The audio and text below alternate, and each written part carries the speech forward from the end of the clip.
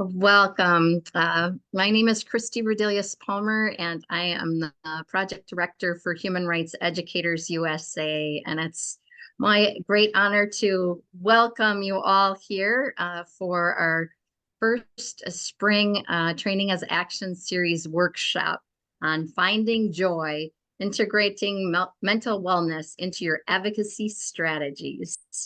And we have three fantastic facilitators with us, Drs. Bill Simmons, Dr. Ivana Radikic, and Dr. Melton Alkoryak. And they have both, or all three of them have said that they are welcome to introduce themselves. So because their CVs are so rich, and hopefully they can give us a snippet into who they are and will take us through this wonderful journey. And so thank you very much all for being here. Okay. And thank you, Christy. And Nandita, do you want to start by introducing yourself very quickly? Yes, sure. Thank you. Thank you, Bill. So hello, everyone. It's wonderful for me to be here. My name is Melton Alkoryak. I am working at the Amrita University in Kerala, South India. And there at the Amrita Puri campus, and there I'm heading the Department of Cognitive Sciences and Psychology. I'm a assistant professor at the UNESCO Chair of Women's Empowerment and Gender Equality. Originally, I'm from Germany, but my ethnical roots are from Turkey, and now I'm living in India. So I'm very happy to be part of that, and I'm looking forward to the session. Thank you. And Ivana, do you want to introduce yourself? Yes, thank you. Thank you and welcome all. So my name is Ivana Radacic, not an easy to pronounce. I am from Croatia. I am a human rights academic and activist based in Croatia. Currently, I'm on a Fulbright fellowship at the University of Arizona. I was a member of the UN Working Group on Discrimination Against Women and Girls, and my area of work has been for long really focused on women's rights. But these days, it's more around spirituality, well-being, and human rights. And it's really like my two paths crossing, because I've done also body-oriented psychotherapy. I'm also Kundalini yoga teacher. So I'm very happy that now I finally can, bring these two identities together and be a whole person, really, and bring myself together anywhere I come. So in academia and in my healing work.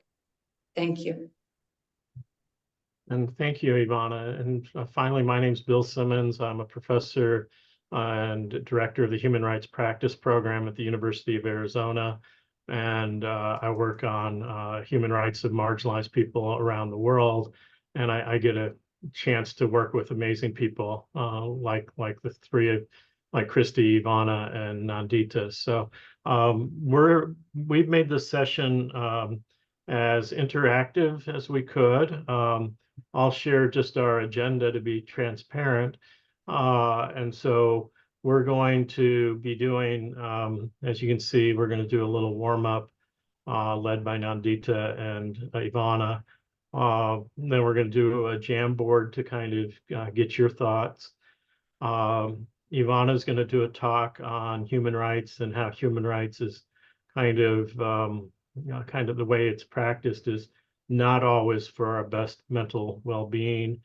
And then Ivana will lead up 15 minutes on Kundalini yoga. Nandita is an expert on compassion, both in practice and in pedagogy and research. And she will then lead a meditation. I will talk a little bit about joy and human rights, and then we'll do a jam board at the end. And at any time, please, let us know if you have questions. Please type into the chat anything. We'd love to know more about you.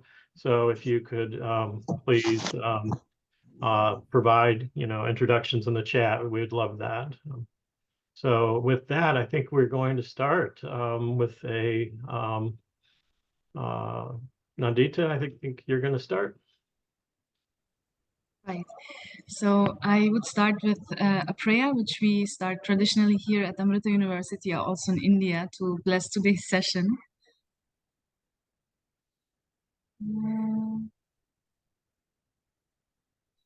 ध्यायामोदवलवगुन्तनवतीं तेजोमयीं नैष्टिकीं स्निग्धाभङ्गविलोकिनीं भगवतीं मन्दस्मितश्रीमुखीम् वात्सल्यामृतवर्षिणीं सुमधुरं सङ्कीर्तनालापिनीं श्यामाङ्गीं मधुसिक्तसूक्तिम् अमृतानन्दात्मिकामीश्वरीम् ॐ अमृतेश्वर्यै नमः ॐ अमृतेश्वर्यै नमः ॐ अमृतेश्वर्यै नमः.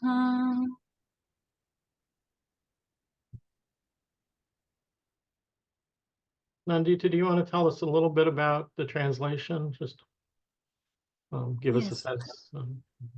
I don't think Yes. we all speak Hindi, so.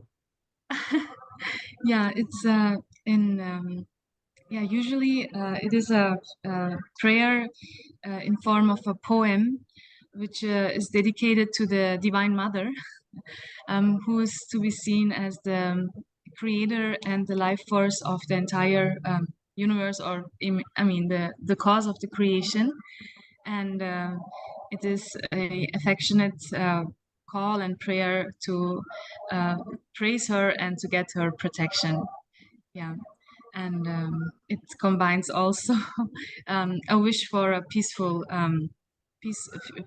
being in all worlds, means everywhere in the universe. Beautiful. Ivana, do you? Yes, I will take on from here. Thank you so much, Nandita. So just feeling now being part of this creation, just feeling our sit bones, however we are sitting, and the connection to the earth. Like understanding that and feeling that whatever we are going through at this moment and any other moment in our life, that the ground is always holding us. So taking a few deep breaths in, releasing with a sigh if you want, clearing everything that has happened before this session and everything you have to do after. Rooting in the present moment, feeling the earth, connecting to your breath. Also, your sensory system, directing it inwards, feeling the space within, listening from within, sensing, and allowing whatever is just to be.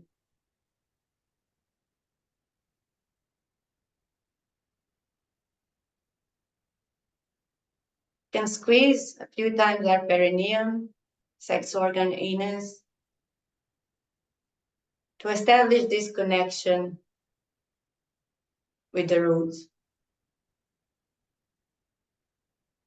So we can try that. That's also one thing from the Kundalini yoga exercise. We can breathe in, hold the breath, and then do 10 squeezing in the root chakra.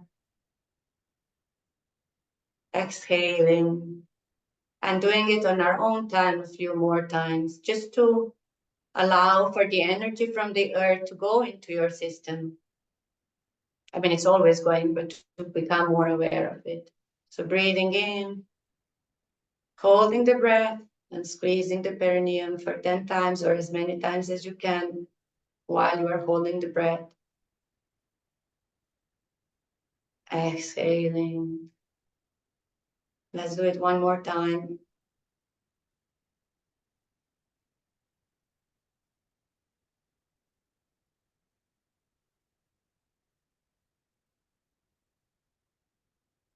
And actually, one more time, I have tendency to be fast.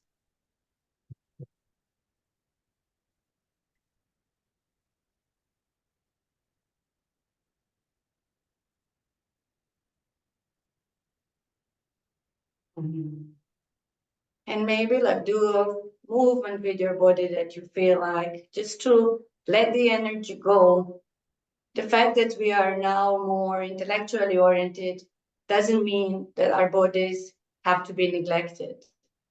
That there is an energy moving, and we don't want all our energy in our heads.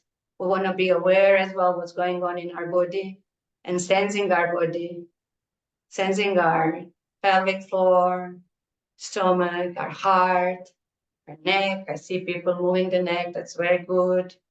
Releasing tension, maybe like doing a bit of like shoulder shrugs a few times. Ha, ha, ha, ha. Just feeling whether just this allowing has changed something in our energy field.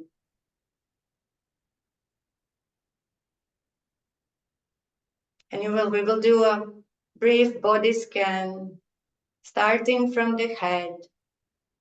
So put your attention, direct your mind, your awareness to your head. And if there is anything that doesn't feel right, just give it a loving attention. And with an exhale, the beautiful tool of release.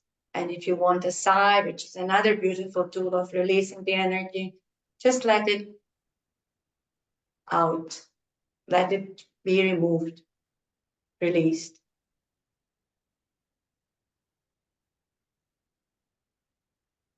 Moving to the neck,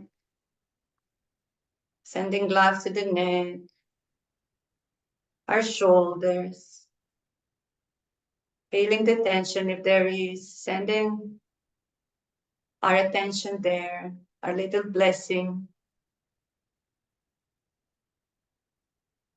Feeling our chest, our beautiful chest, beautiful heart, allowing it to be open for this session so that we can also have heart exchange, not only brain exchange.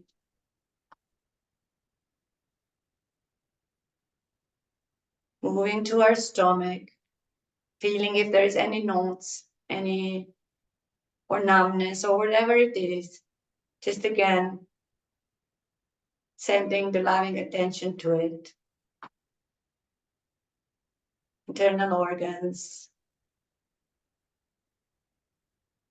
pelvic floor, our legs, our hands, our whole body.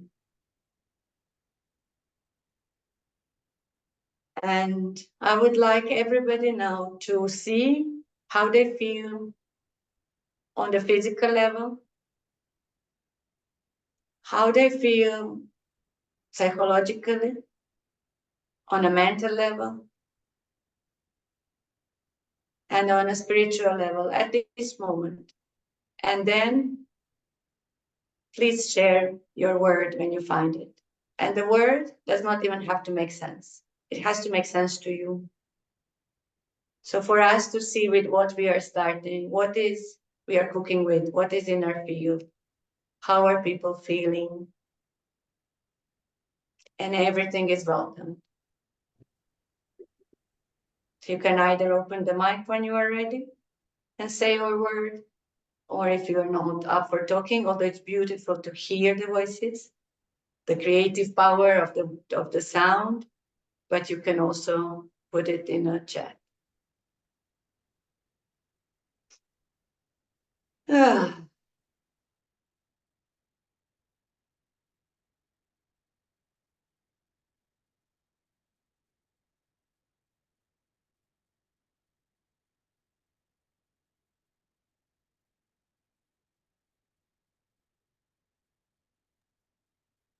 Heart.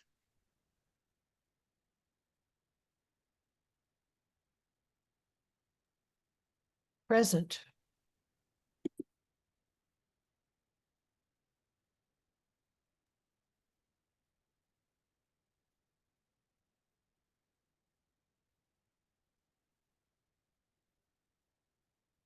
Buzzing.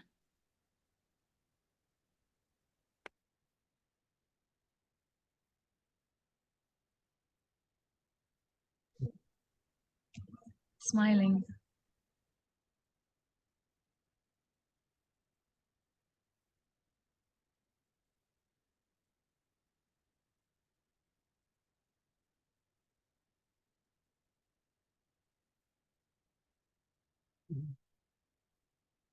I put in the chat beige.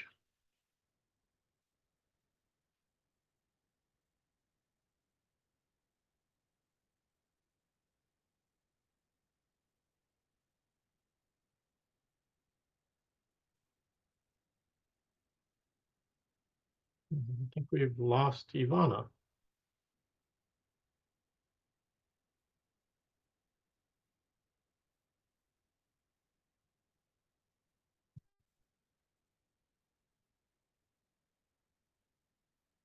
Well, the next step is we'd like you to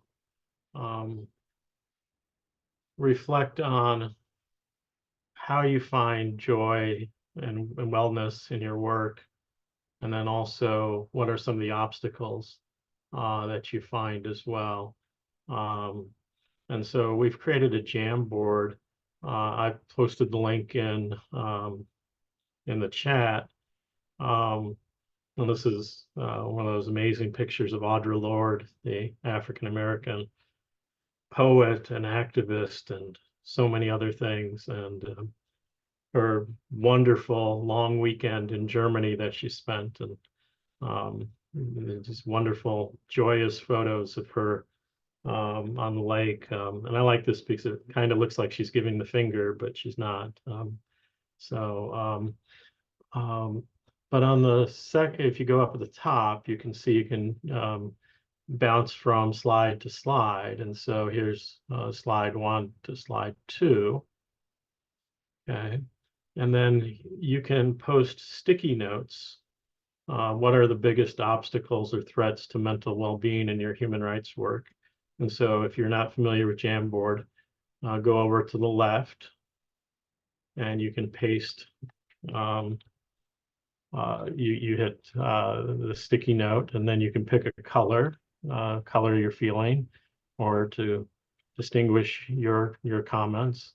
And then you can, what are the biggest obstacles right now to your mental well-being and your human rights work? And I'll start taking on too many projects, some that I don't need to. And I click save, and then that goes here. And so we can move that around. You can change colors. We can group these. And so I'd like you to go to the chat, or in the chat to the link that I provided. I see a bunch of people already here. And take a little bit of time to post sticky notes about the obstacles. And then the next question, question 2, what gives you joy and pleasure in your human rights work? And so we'll give you a few minutes to work on this, and we'll just kind of be a nice way of seeing where we're all at. And you can even look ahead to the other slides too, if you want to see what else we'll do in this session.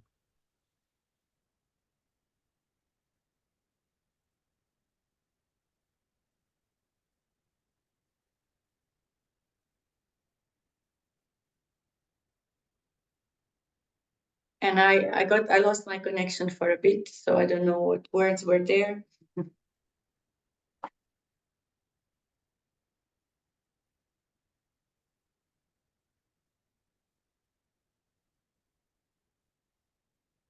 Yeah, and Ivana, I think there are a couple more in chat. Beige and book was one, which I thought was really cool. Yeah, I have no in chat. I now don't have anything because it's like restarted from the moment. Right. Yeah. Oh, okay. Yeah. And so now we're with the Jamboard. The first 2 questions with your obstacles, and then how do you find joy in your work?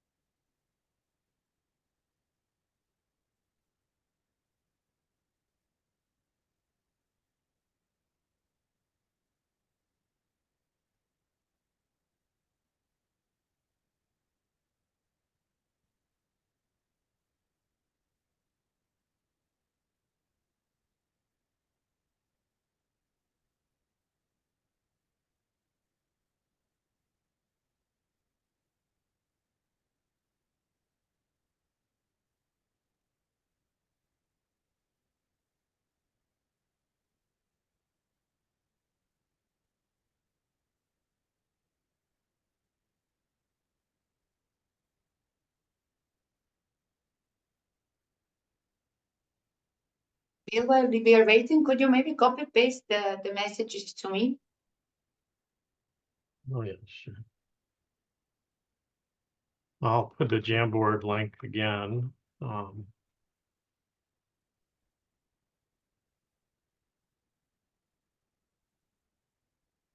yeah, that's good.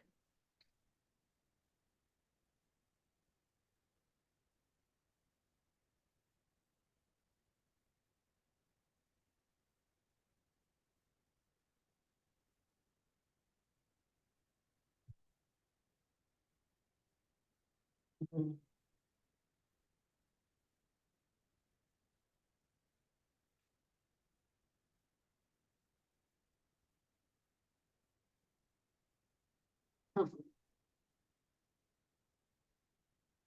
Okay.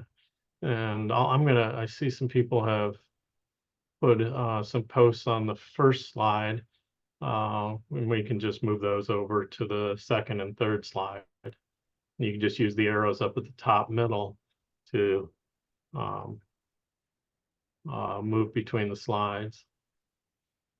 Oh, and people are already all the way up to question 4 and 5, and Oh, wow.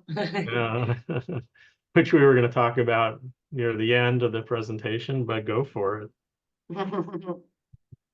We have overachievers in this group.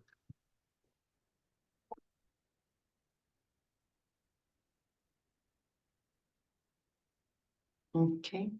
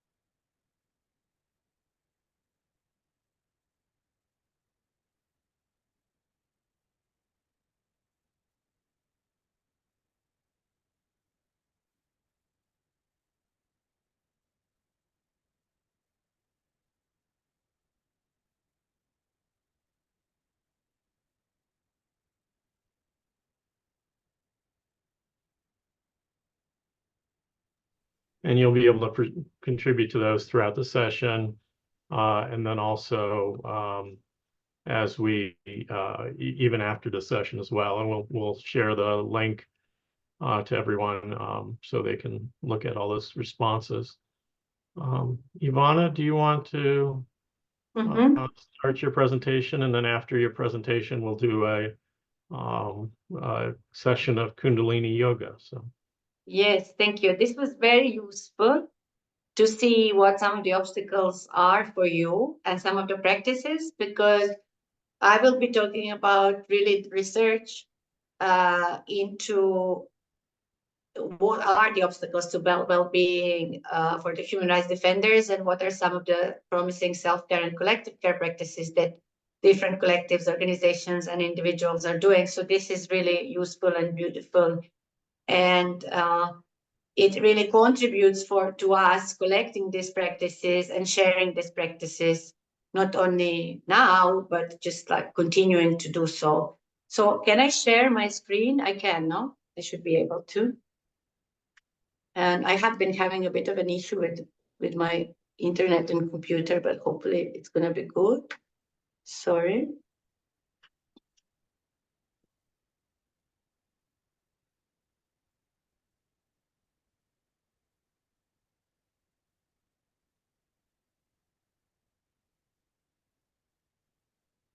I can take it here.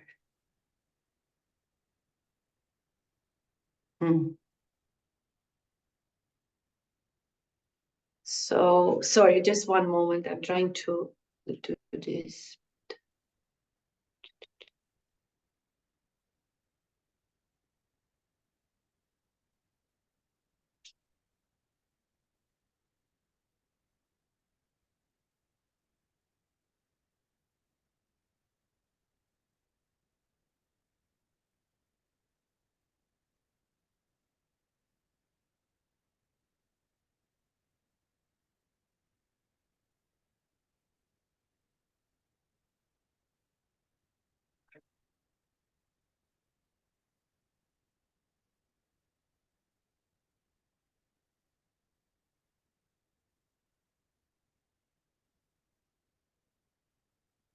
No, okay, I don't know if I can share the screen, but I guess I will send you the PowerPoint presentation.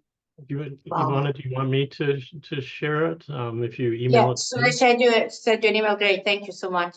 Like I've been really having issues with the computer. Look, I can't even do this. Let me check. And it's funny that Nandita will probably have the best internet connection of all. She's in a tailor shop in southern India. No, it's great that I can't even now open my no, okay, sorry.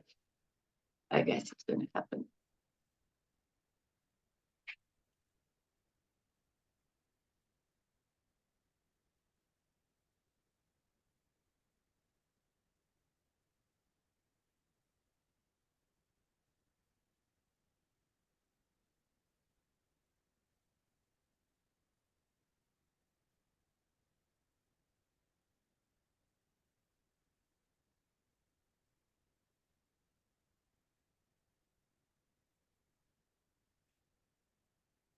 Okay, Bill, I just sent you. Okay, you emailed it to me? Mm-hmm. Okay. So while Bill is doing that, I will slowly start. So as you have already written, human rights work is for many really a source of joy and pleasure and a practice of caring for this world, for themselves as part of the world.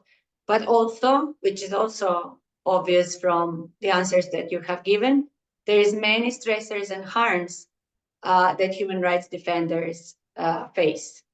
And particularly in today's context of like reprisals against human rights defenders, of the time of a crisis for human rights and crisis generally for humanity, I think the burning issue is how we do this work and how do we take care of ourselves and our communities and of this world. So beautiful. So actually, if we start from the context, we are now in a time of what the indigenous cultures call the dance of the cannibal giant. And we are faced really with the choices of how we're going to continue, if we are going to continue.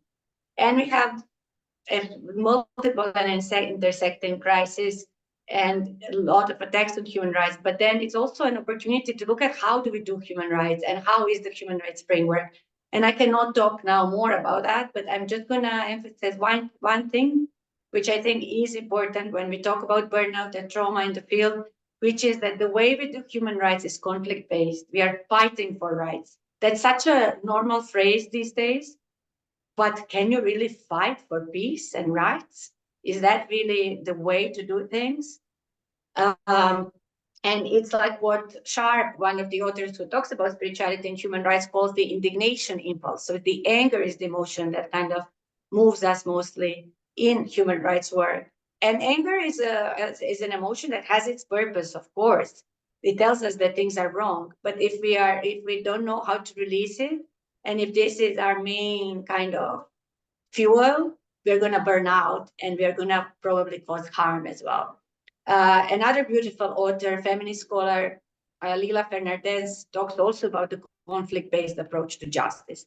And then you have other ideas, again, from feminist scholars like Gloria Anzaldúa, who says that we should have actually spiritual activism. I have no time to talk about that, but I just wanted to put this out there. So, and because I think it is one of the contributing factors to the prevalence of trauma and burnout among human rights defenders, which has shown to be significant. We can go to another slide. So as I said, like there is, of course, joy in human rights, and Bill will talk more about that because he wrote a book about that as well. But there are significant stressors and harms. And some of them are linked to the human rights work itself. And people have talked there about listening to difficult stories or like, vicarious trauma, having to constantly listen to people suffering or facing trauma, being a human rights defenders and facing persecution, violence, and all these other forms. But it's not only those things that are inherent to the human rights work, it's also institutional. And some of you have already mentioned that, like too many projects, too many expectations, deadlines, outputs, etc. And we will look at those as well. So because this is something that we really can change. This is something we can change in our collectives, in our organizations, and in our own lives. We can say no to oppressive practices, and that's the way we can change them. So we can go to the next slide, which is about trauma. And this is like, first of all, many human rights defenders already come to the field having had significant trauma in their lives.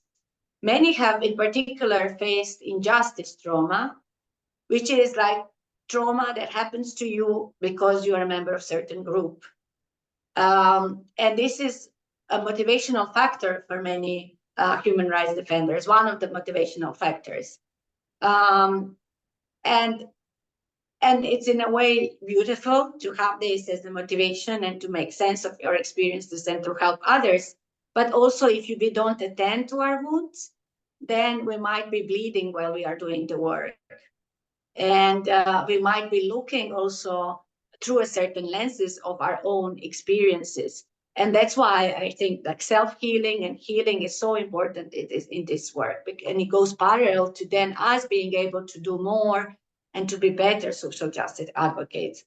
And then we have direct trauma. People have mentioned, violence, as I said, persecution, sexual violence, physical violence that human rights defenders face, also witnessing other people's trauma. And then we have secondary trauma, which is like constantly listening to the trauma. And some of you have mentioned how difficult that is. And as I said, also this injustice trauma, constantly facing injustices can be very traumatic. And this is often also intergenerational and group trauma.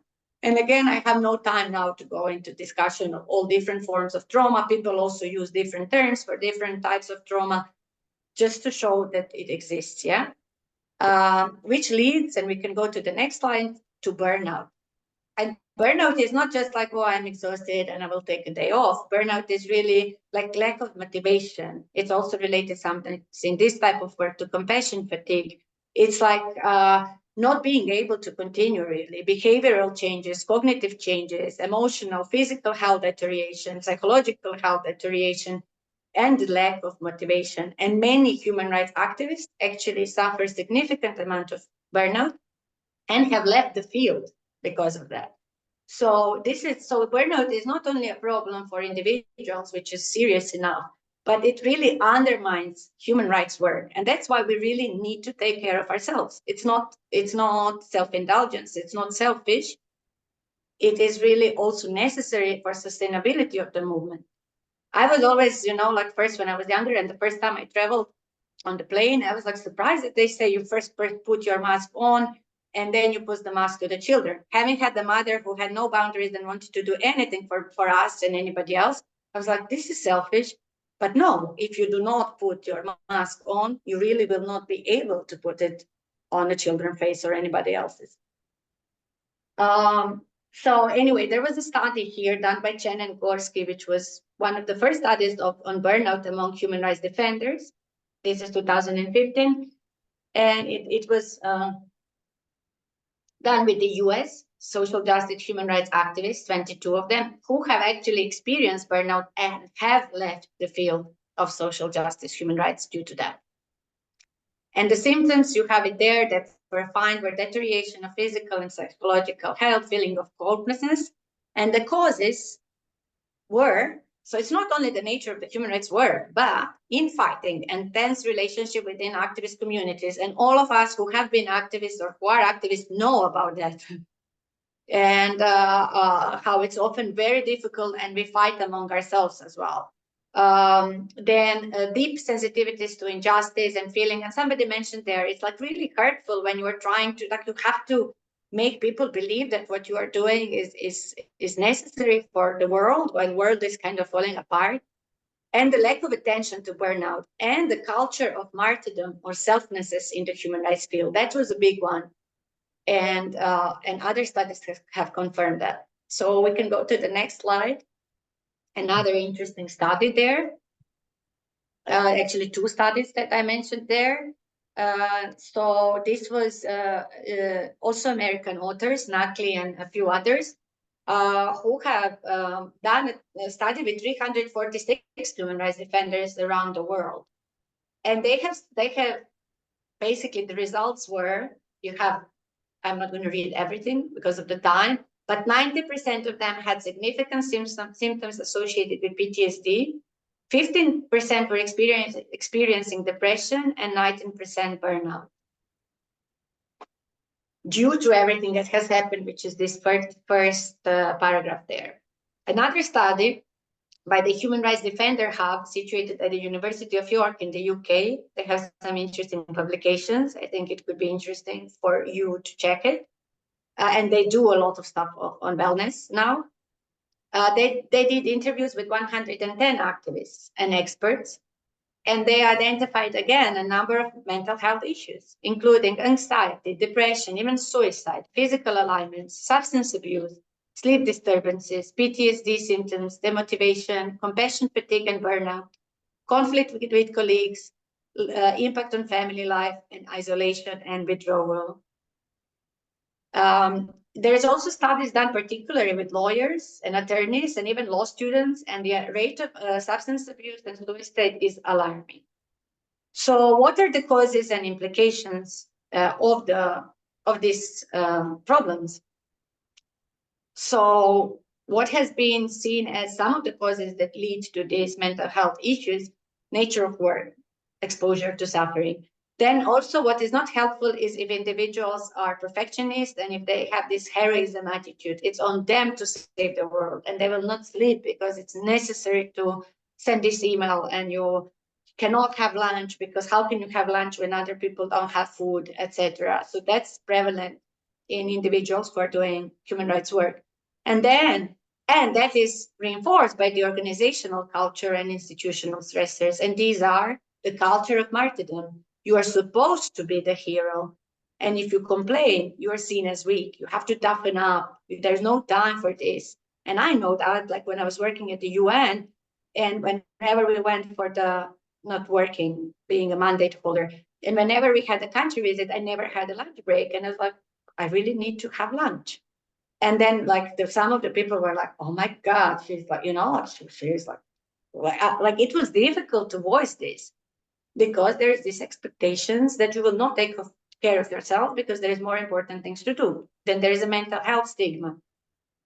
Tense relationships in the movements, and again, competition, workload, productivity pressure. We have a human rights marketplace. Human rights, the way they are done, it's within the capitalistic framework. Poor working practices, poor management and leadership, funding structures and funding pressures, where you have to have an addition of like being in the field for, I don't know, 10 hours a day, then you have to also report 100 pages to the funder. Or funder is not understanding that there is need to fund the well-being project. Lack of attention to mental health. And then if there is any recognition that care is important, then it's about individual self-care. You should take care of yourself. So it's another added pressure, like you are not taking good care of yourself. And all of this undermines not only the health of the human rights defenders, but sustainability of the movements, and in the long run, respect for human rights. Okay, so knowing now all of this and more studies being done and more organizations doing things around it, there is this movement now, particularly around, I have to say, feminist, women's rights, non-binary, trans, queer organizations that really think that it's very important. This topic's well-being is very important. And well-being, what is a well-being? Well-being is not something that is prescribed. It's an ongoing personal journey toward wholeness and connection. I took this definition from one of the projects and I like it because it is a journey. It's not going to the spa for one day and you're going to be happy. It's really a journey of like unmasking, taking the layers of social conditioning off, knowing your needs, expressing your needs. And it's not also about being happy constantly. It's not like, oh, positive thinking. It's wholeness. It's holding yourself with all the emotions that you have. And it's about connection, not only human connection with the world, and understanding that we are interconnected, which is another topic on spirituality and human rights. So it includes physical, psychological, mental, energetical, and spiritual dimensions. But what it is different for people, and it's not for anybody to prescribe how people are going to take care of themselves. But within the political understanding of the importance of self-care, it's considered an ethical stance, an ethical practice, which requires organizations or whichever organization, human rights organization, to analyze the working practices, so that the working practices are not really just a reflection of the dominant structures we are fighting. So we are fighting against something outside, but we are having the same things inside. And for example, the study by Chen and Gorski, they saw that there's so much racism within the organizations that was one of the factors for the burnout of activists. And so it's like really making this important, like how we care about each other is important. And if we can go further, and I have just 2 more slides. So what is self-care?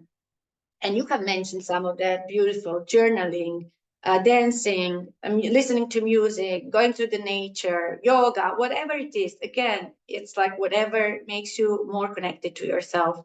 And it's not self-indulgence, which is so often taught in these terms, particularly in human rights field. It's self-preservation, or as Lord phrased it, it's an act of political warfare. And it should be very important for human rights defenders in the same way that the goals are important. It's how we do it.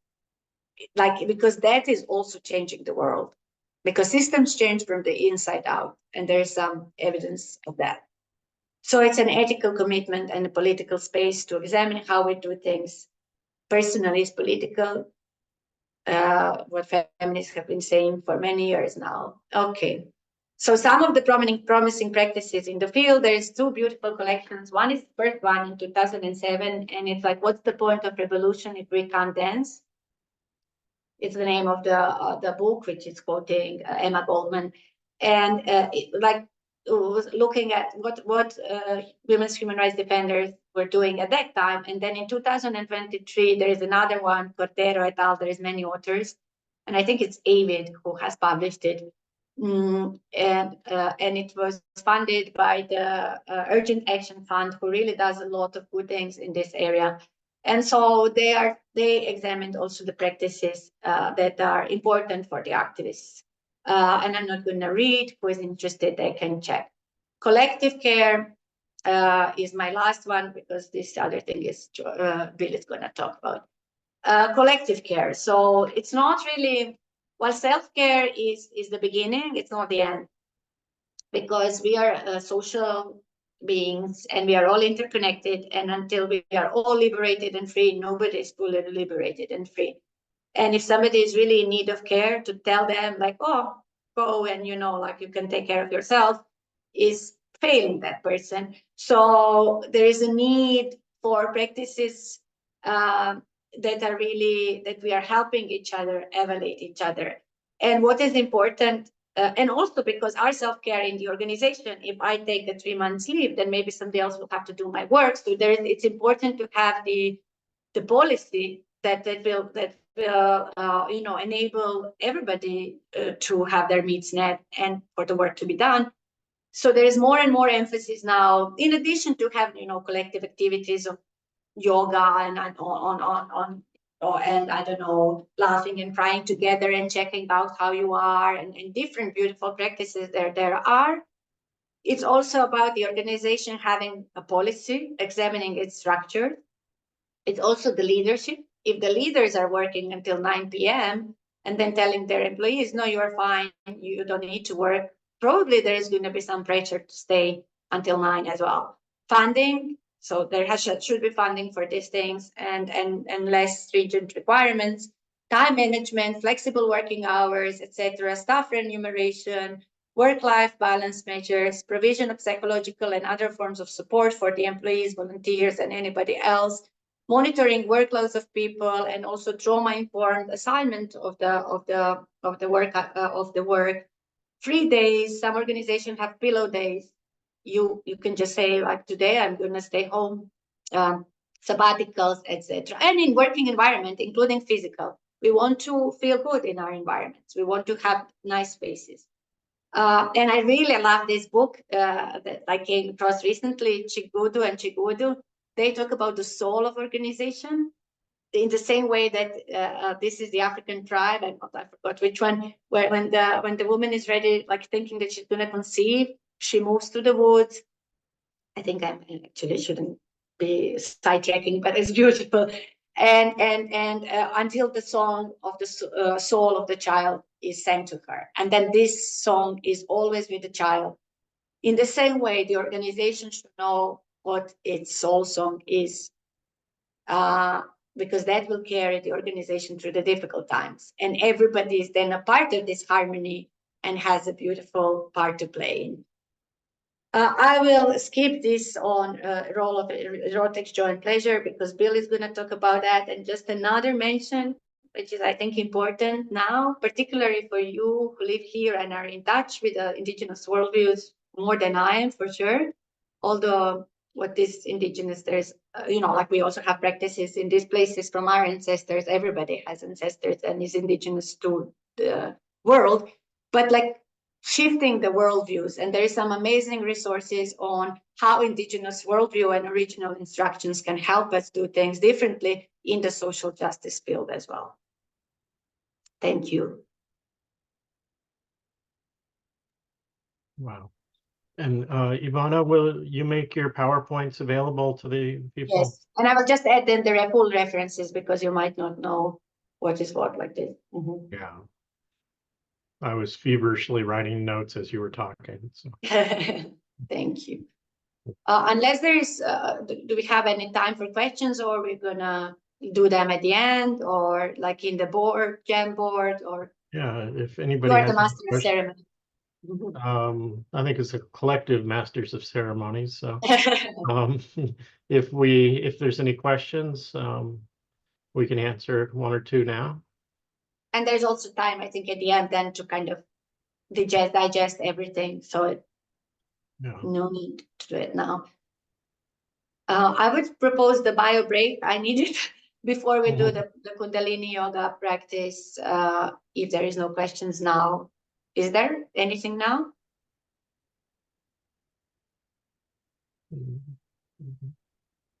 We'll take a few-minute break, and if you have questions, you can put them in the chat and keep posting on the Jamboard, and then we'll come back and do some yoga.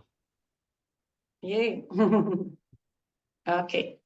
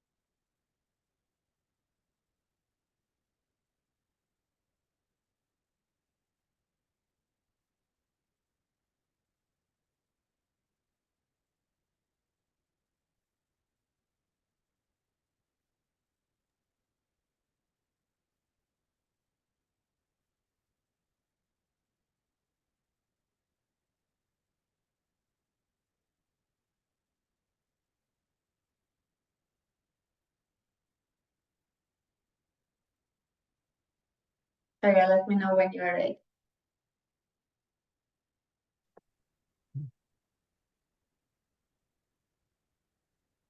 I'm ready. Are people back? You can just do a thumbs up or a heart or a crying emoji if that's more appropriate. Okay, we're coming. Great. No indignation emoji though. That's looks like folks are back. So Ivana, do you want to continue? Yes. Yes. I'm gonna share just a bit of like this is the practice that really keeps me grounded. And I really love to share it. So I am grateful that you are willing to experience this. If somebody really doesn't want to do it, of course, no, don't do it. I'm not going to do a full Kriya, what is called the Kriya, which is like a set of exercises, just a bit of a warm up and like for you to have a feeling of that practice. It's Kundalini Yoga is about really moving the Kundalini energy, the energy at the base of the spine, through the chakras to remove the obstacles, bringing it up to kind of to our awareness and connecting with the oneness, but then bringing it back to our body. So it's not really about ascension only. It's really like a practice that you root yourself in your body and that you can do your work and this work. So we do this with closed eyes. So when I explain the exercise, you can close your eyes and really like feel yourself. You don't need anything but like you're sitting somewhere, if possible on the ground for the first one, but then you can even sit. I think for the most of them, you can even sit in a chair, but it would be better on the ground. I generally light a candle before starting, and I have a little intention, so we don't need to put candles, but maybe just feel yourself and have a intention for this 15 minutes that we're going to spend together. Like, what is your intention? Because you're going to be really spending time with yourself, with your energy field, and then this is the moment where intention is very powerful, and you can get insights around it, or you can kind of put things in motion for your intention to be fulfilled. Okay, so we start by putting our hands in front of the heart. Gonna take a few deep breaths in and out.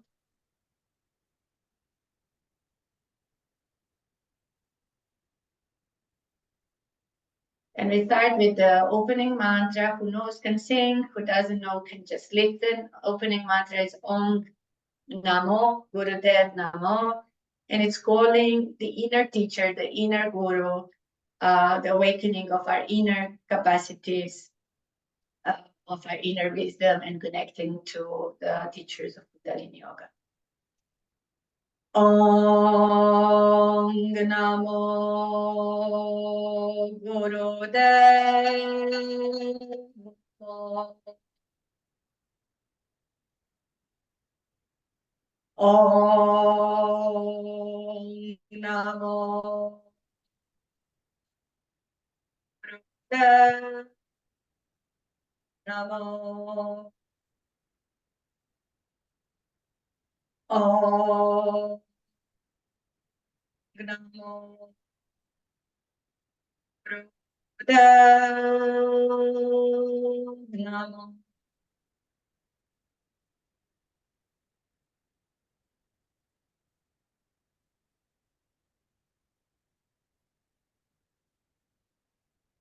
I usually put the music, but Zoom is weird with music, so I'll do it. So the first exercise is for the first chakra, and we will do it with the breath of fire, which is a famous breath of Kundalini Yoga. And it's like basically panting like a dog. So you can even like, I actually, when I was learning it, I put my tongue out and was doing. So the point is that when we are breathing out, our stomach goes in, and then we do it without the tongue out. So,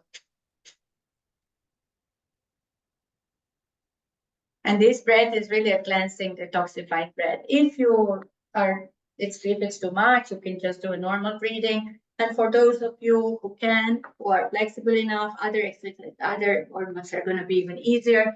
You extend the left leg out, The right leg is towards the left shin.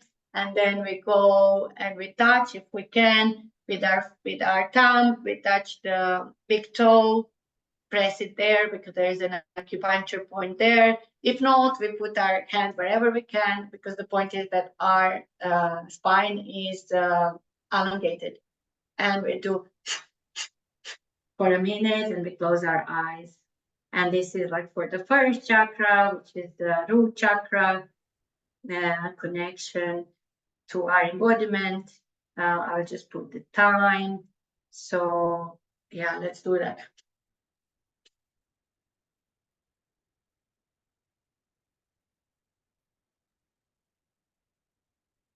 Focus on the third eye, inner eye, closing eyes.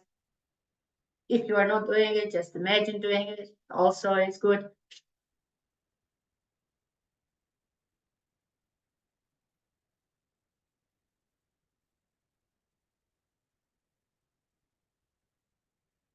You can just do the breath of fire. That's also very good.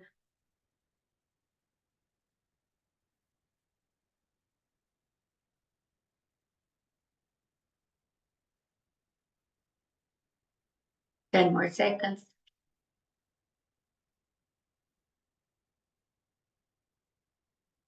Breathe in. Squeeze the mole band, squeeze the perineum to direct the energy flow towards the third eye. Relax. And then just change the legs. And we do it with another one.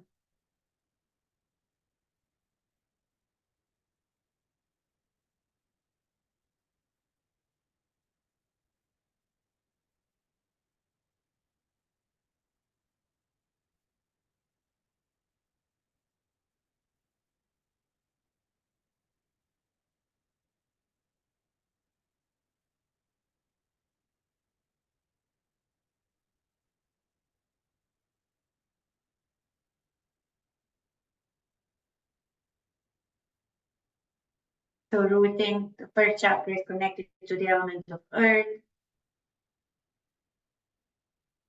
Stable polarity, so good masculine. Stable energy focus. Okay, breathe in. And you relax.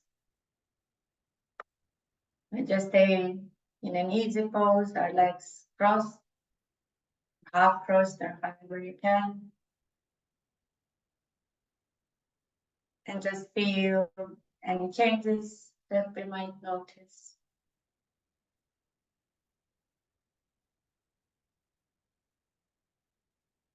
The second exercise is Sufi grind. So we're gonna be just like doing circle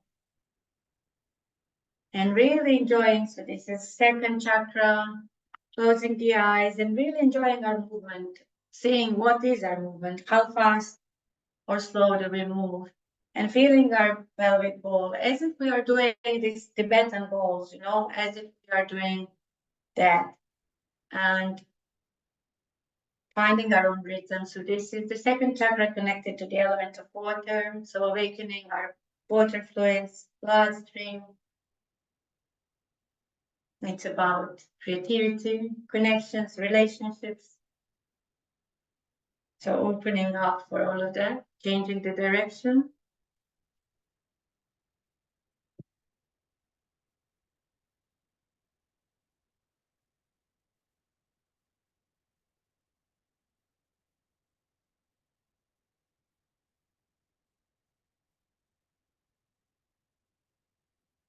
And slowly coming to the center, but feeling the movement in the body still. And again, just taking a deep breath in and out.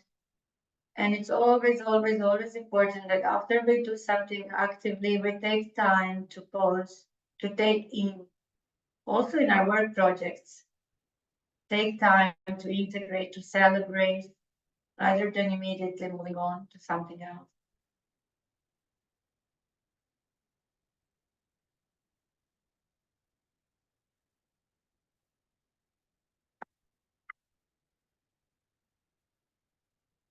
The next one is the spinal flex, and it's awakening like our spine fluid.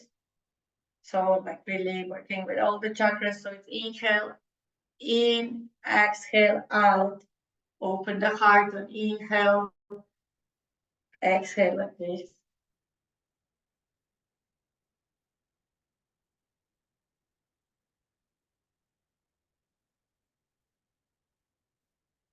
Closing the eye, focus inwards, connect to your intention.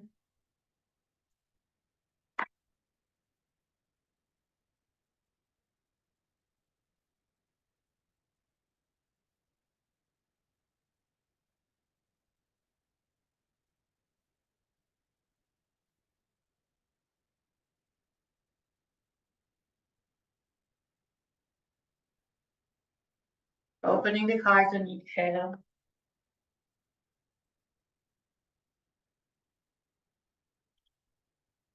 And try going faster for the last 10 seconds.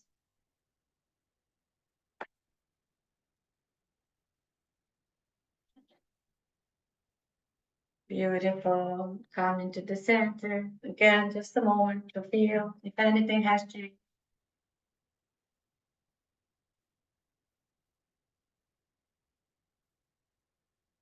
The next two, which is what we are going to do, it's going to be short, so other people have time. You can do it in a chair if you want.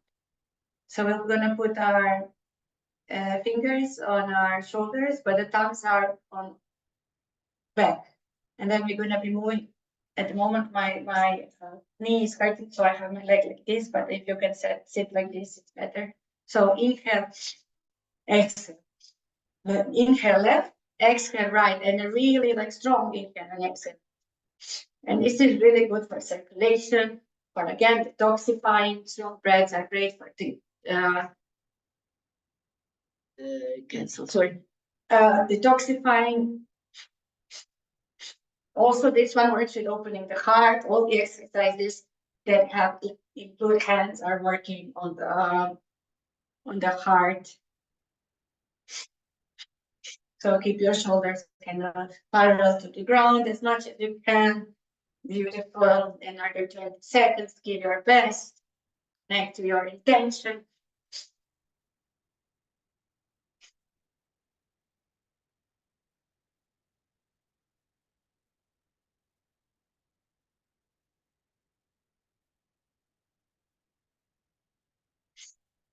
Beautiful. And inhale in the center, breathe in, hold the breath, squeeze the perineum, and bring the breath up. So that the energy, not the breath, sorry, the energy kind of is guided up. It takes some time, but you can, with time, notice. And exhale. And again, just be present.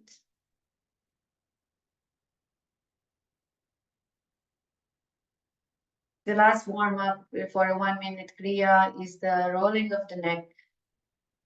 And this is really for your throat chakra, which is related to our authentic expression, communication, creation, sound is created. Heart is related to the element of air. And the solar plexus with the element of fire.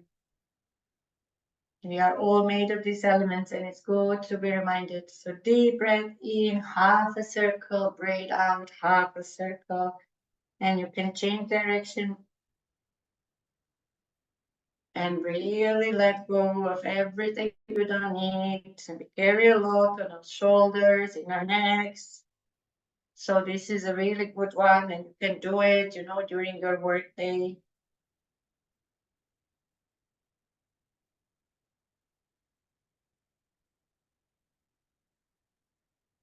Beautiful.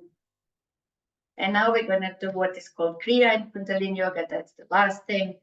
We're going to do what is called ego eradicator or the eagle. So we're going to have like our hands, like fingers as claws, and our thumbs are going to go inwards. And then we're going to do this 60 degrees. Yeah. Like this. And this is really to, and up the hands. Yes. And we're going to do the breath of fire for 1 minute. And this is really to kind of direct our egos under our control so that the heart can lead and ego can be our servant. Okay, let's do that. And that's the last.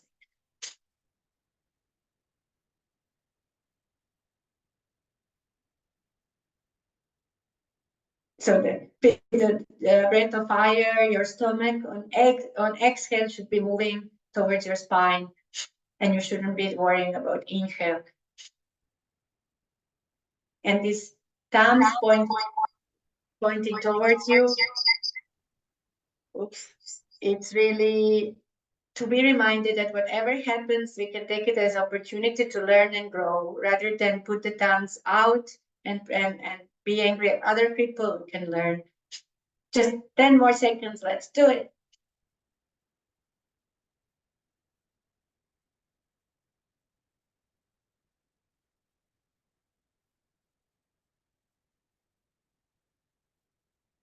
And we'll bring the hands together, the thumbs together. I don't know if you see me. Breathe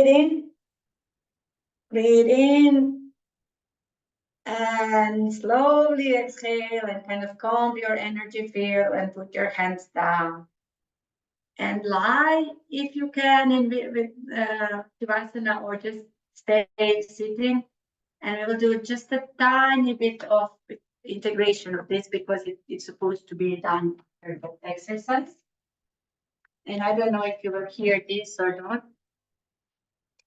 Do you hear this? Not really. It's a beautiful Koshi bell anyway. So, okay, we're not going to be listening to that. But we're going to just stay with ourselves for a few moments. And just breathe in deeply. And with each breath, really send love to ourselves. And this time we'll start from our feet, whether you're lying down or you have your feet on the ground. Feel your feet, relax them, and really send the gratitude for the ability to walk this beautiful earth. Moving to your lower legs, relaxing and sending gratitude. Knees also helping us move, dance. Upper legs, hips, really relaxing our legs fully. Relaxing our sexual organs, thanking them for the pleasure, creativity.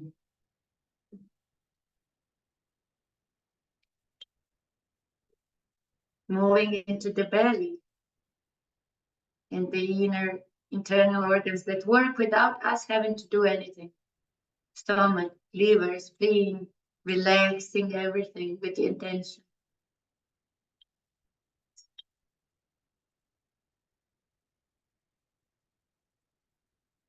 Moving to our heart,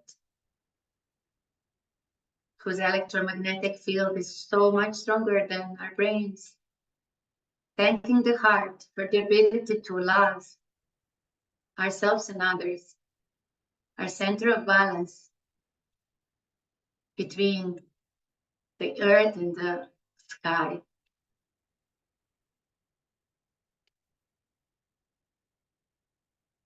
Relaxing our shoulders and our hands and our arms. Grateful for the ability to touch, to create with our hands.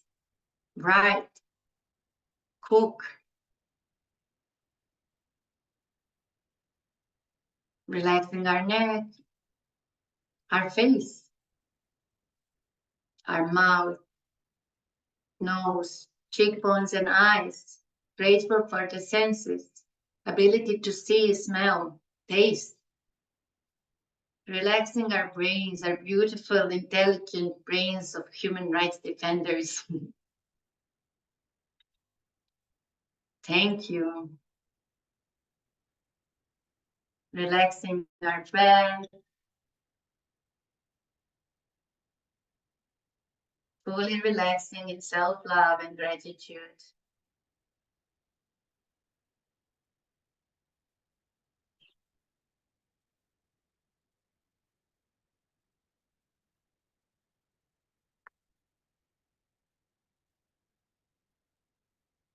And then if you are live, you will slowly come up and put hands in front of your heart.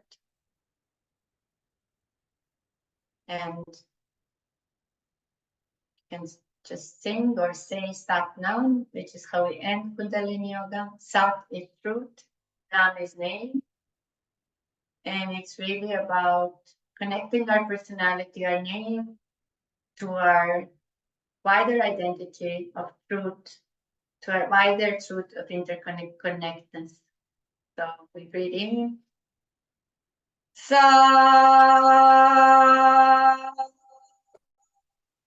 Nam.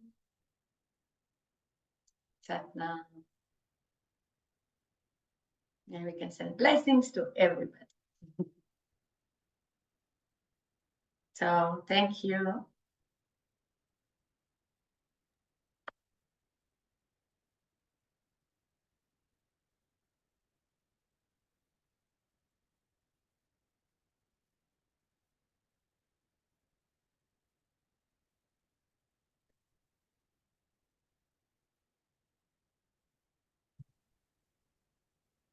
Nandita, whenever you're ready. Yeah. Thank you, Bill. Thank you, Ivana. It was really very nice. And we could see that even just a little bit of attention directed towards ourselves can make such a difference. And we are talking here about minutes. It's really beautiful.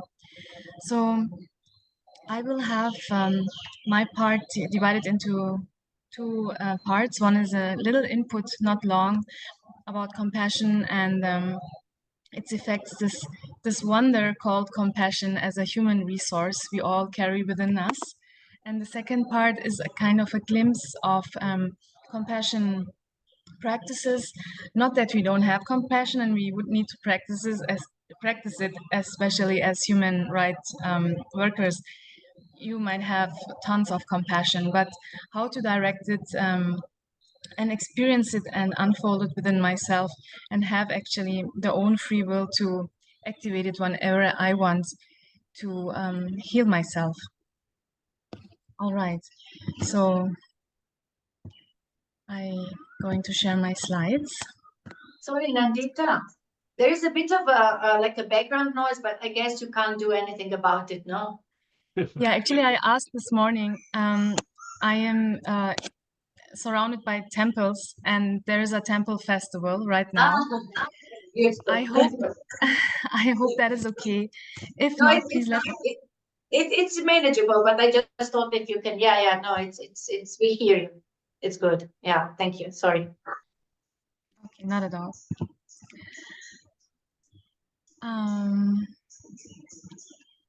Okay, I'm sharing my slides and I'm going to the full screen. So I just want to introduce very shortly because, yeah, I want to address compassion from a cognitive side, intellectual side, which is the science, but also we want to experience it with two short exercises. So here, ODC defines compassion as an enabler for kindness, and it helps to maintain and build social relationships and develop social awareness. So a lot of human qualities and capabilities actually gets activated when we are compassionate. And through compassion, though compassion is closely linked with empathy to feel for another, compassion is much more. It includes also the desire to act and to prevent other people's suffering. So very much in line with human rights work. And another compassion says it's a state of concern for the suffering or unmet needs of another person, coupled with a desire to release the suffering. And interestingly, in contrast to empathy, and we will talk about that in a bit, compassion is characterized by feelings of warmth, concern, and care for the other, as well as a strong motivation to improve the other's well-being. So we see compassion as a very multifaceted, beautiful human quality.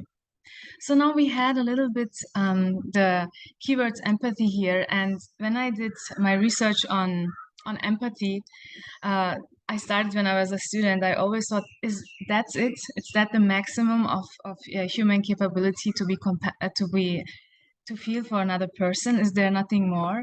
And actually, through the research in the context of compassion, I discovered we have much more capacity than we could even imagine. So what is the difference actually between empathy and compassion?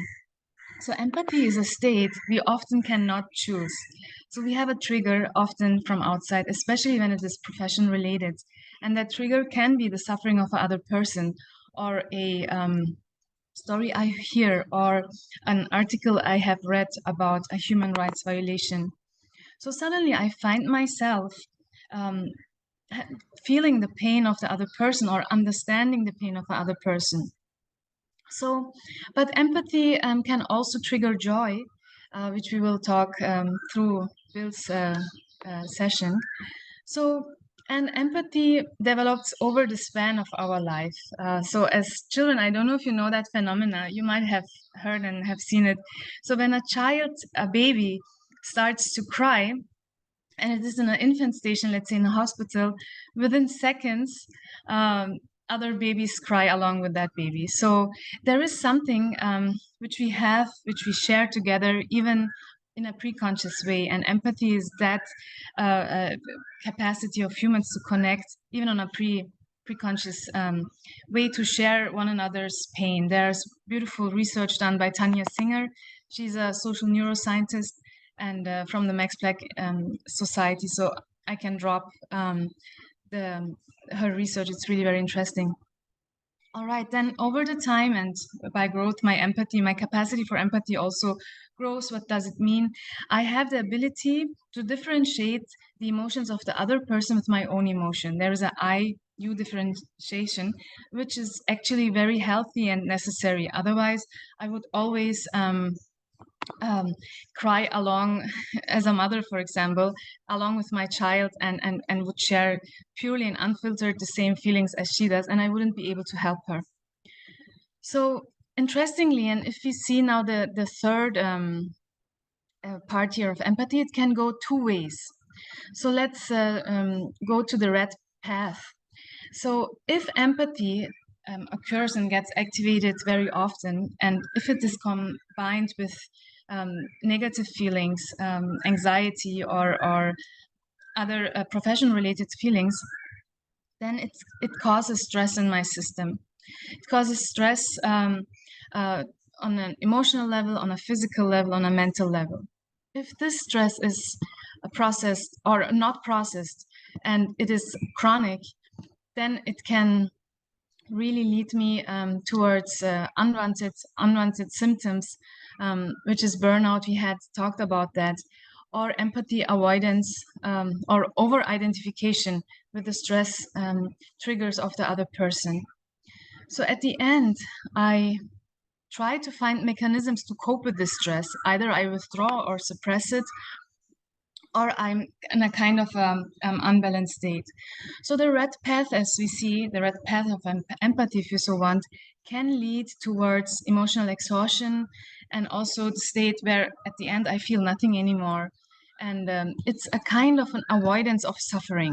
And if you remember the definitions of compassion, it was being aware of the suffering of the other person and having the wish to remove that suffering, or to help the other person. So a wish can be only internal. So compassion has the capacity to pro-social behavior, but it does not have to lead towards pro-social behavior. So it can be really in an internal and very healing state, and that is already compassion. So if we go now the green path of empathy, there is the state, and very trained monks, for example, or nuns in different religious traditions or spiritual traditions, they can really activate the compassion and calm their minds by will through, let's say, 20-30 years or even less. We don't need to do that, but to control their own thoughts. So they have a state when they feel the stress, they can jump immediately to the feeling of empathetic concern or compassion. So how does that look like? So the stress is a kind of an activator, a kind of a Shakti. We in India, it's a synonym for energy.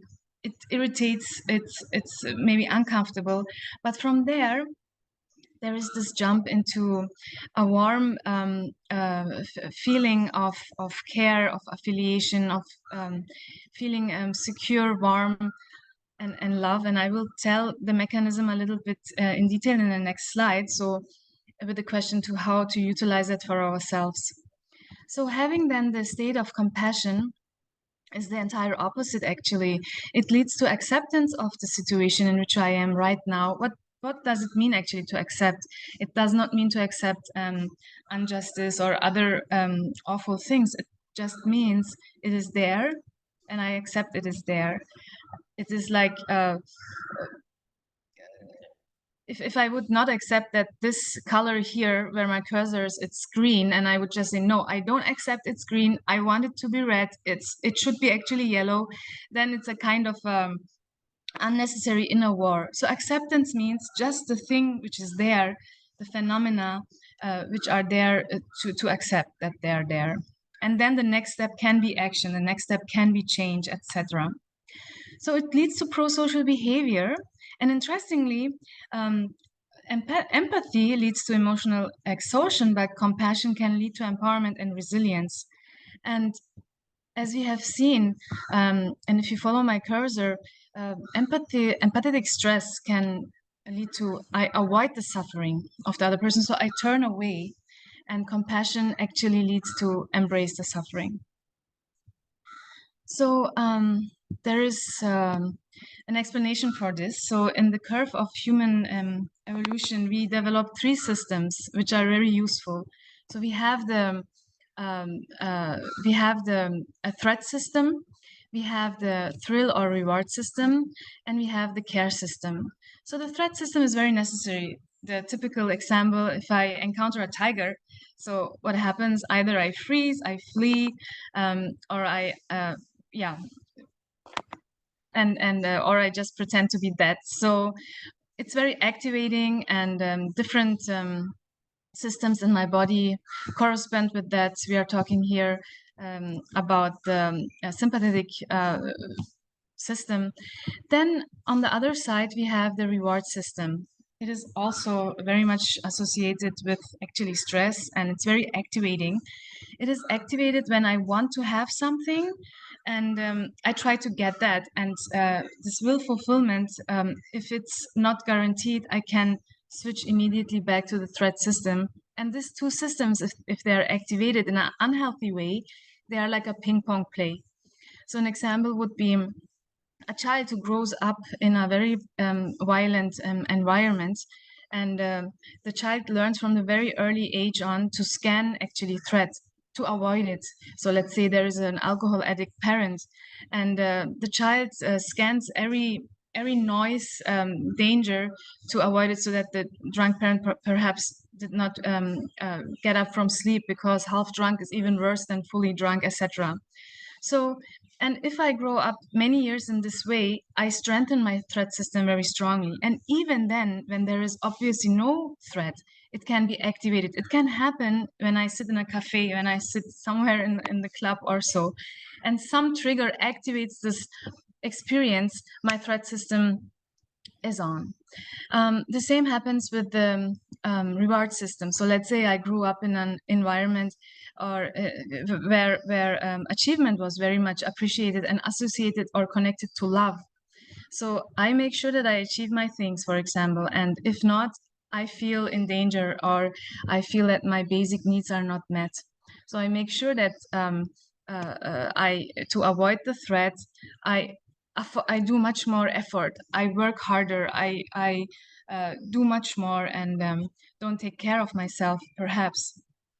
So, and in therapy, now in the recent years, we experience more and more, I mean, our therapists using more and more the techniques which activates the care system. So what is the care system? The care system is actually activated, and we can use the prototype of maybe an infant in the arms of a parent, in the arms of a father or mother who has no desires. What does it mean? So it is clean, it is not hungry, it feels connected and safe. In this moment, the care system is very much activated. And to balance out the threat and the thrill system, it is very helpful to activate actually the care system. And there are techniques which we just will experience a little bit, two of them, which helps us to activate the care system. And interestingly, compassion is a very strong care system activator. So there is also a research and a lot of research from Kristin Neff. I recommend that. It's about self-compassion. So self-compassion is actually the ability to recognize my own suffering and my own pain and develop towards myself the desire and wish to free me from that suffering, but of course in a constructive way. And it has 6 components, so 3 positive, 3 negative, and one is self-kindness versus self-judgment. So self-kindness is again a kind of an acceptance of my limits, but also the acceptance of my potential versus self-judgment, this negative self-talk, which actually is a very bad advisor. The second is common humanity versus isolation. Common humanity is the wisdom, if we so want, and the understanding that our pain and our suffering is part of common human experience. So if I experience a certain pain triggered through my work, triggered through an interaction or my own experience, I'm in very good company globally. So we share our pain. It's a common human experience versus isolation. Isolation is a mental state where I believe that my pain or my failure, let's say, is a personal failure, and it's only related to my own persona because I was not able to do this and that. And there is an extreme example to show that. It's from Kristin Neff's literature. It's let's say a person who is, let's say, we say 101 years old and is lying in the deathbed, and this person cries out and says, why do I have to die? Why me? And that is a kind of isolation of the common human experience of death. The third one is mindfulness versus over-identification. Mindfulness is that what we experience also with Ivana, being aware of my own physically sensations but it also includes being aware of my own emotions and my own thoughts and separating or detaching myself from them. What does it mean, detach myself from it? It means actually that I don't over-identify myself with my emotions. I can accept that I have emotions, they are part of me, but I am not that emotion.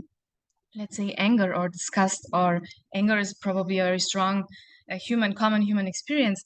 So it's like I am anger and I act as the incarnation of anger in this moment because there is no space between me as an observer and my emotion anger, versus I develop through these exercises this gap within me as an observer and the emotion. And I can say at some point, all right, I have anger, it's strong. It motivates me to act and I feel it. I almost cannot bear it, but I know that it will pass. I know it will subside. No emotion stays 24/7, 365 days a year. So it is coupled with the knowledge and the ABC of emotional literacy. And this is my last slide.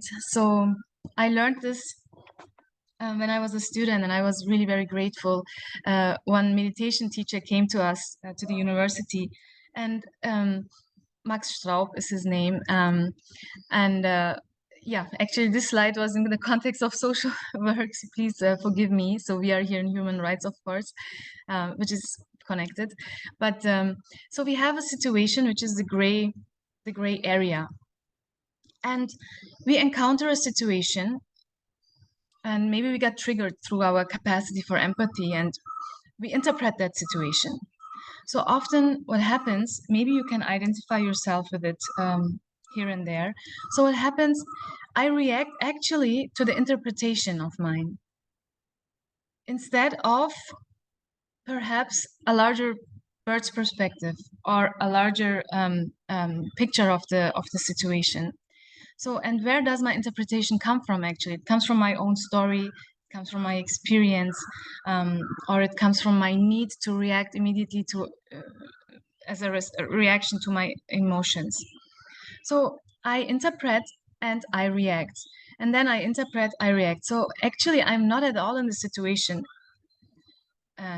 in the real situation. So I'm kind of present in my own mind, and it's a kind of yeah, self-created experience. Versus, I can observe the situation as the situation is. It can be ugly, it can be difficult, it can be also beautiful, of course. But I see the elements of the situation, I observe it, and then I respond towards.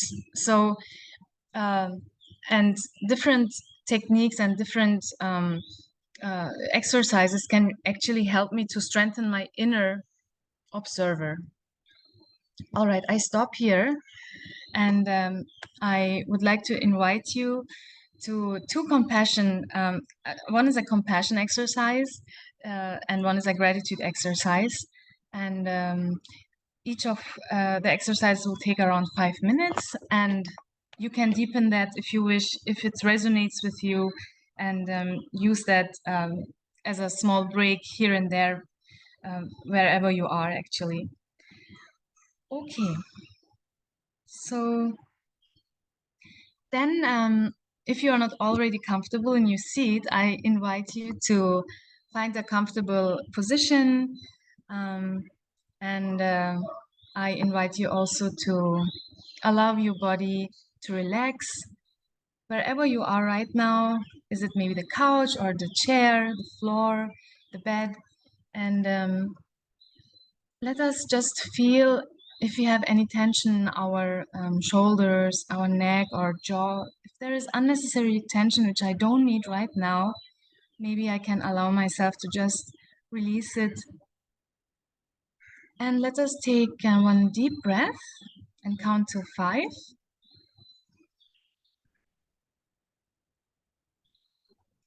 And let's breathe out and count till 5.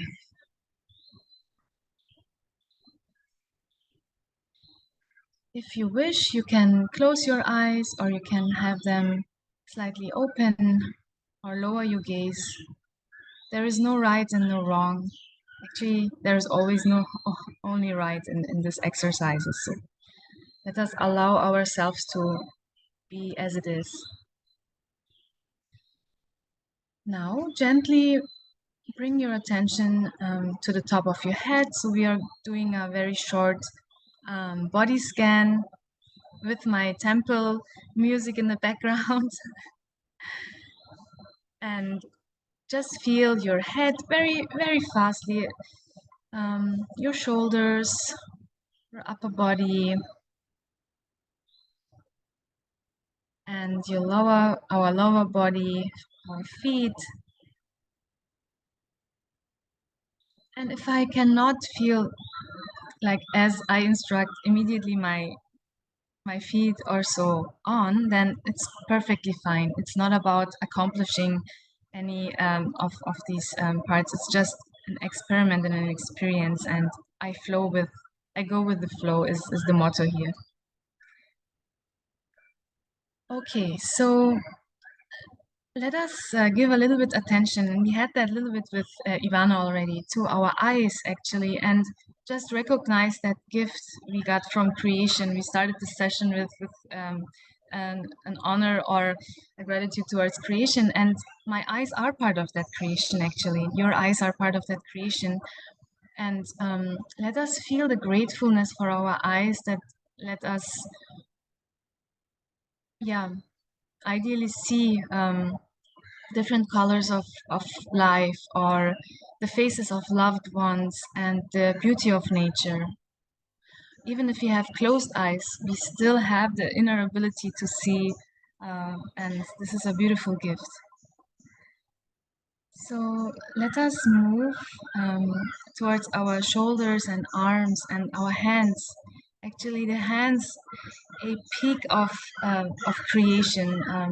This tool which allows us to express ourselves, to evolve, and to create, to help, and to be a creator of many things. So our hands are actually very precious. Then let us guide our awareness to our heart. And let us imagine that in our heart there is a flower. And a magnificent flower nested within the depths of our heart. And its petals delicate and vibrant. And let us allow our heart to open with each breath. So as if each of the petals of this beautiful flower are opening very slowly, very gentle, in their own speed. There is no rush. Maybe a little open and then it's again coming back. So with each breath, let us allow to unfold and let us allow this flower to blossom.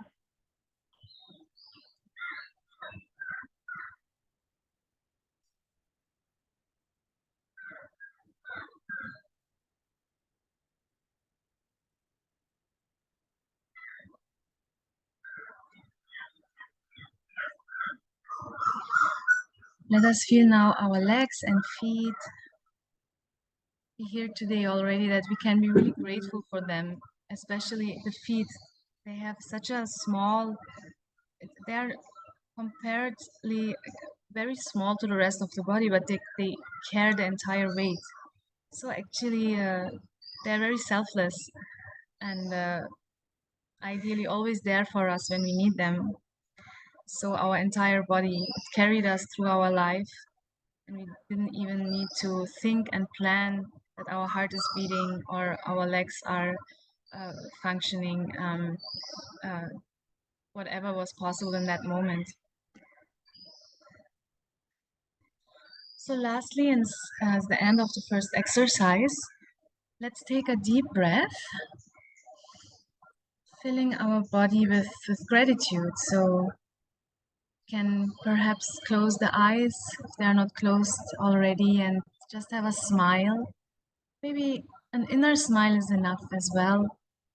Just let's appreciate and say thankful towards this wonder of creation which we just got without even asking. Let's breathe in again and out, counting till 5.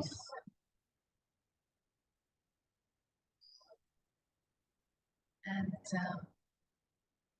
if you wish, you can keep your eyes closed or keep the position. Just let us double check if there is any tension, unnecessary tension, which I would not need at this moment. Can maybe relax my jaw, my shoulders, my forehead, my belly. Is there actually any pain I feel right now? In the feet maybe, or in my back, my shoulders. I carried perhaps a lot the last weeks or days or even years. So I can acknowledge this pain and be grateful for my body to carry it for so long. We are moving now to the compassion meditation, which is called traditionally metta meditation. And there are different variations, and I introduce you to one of them.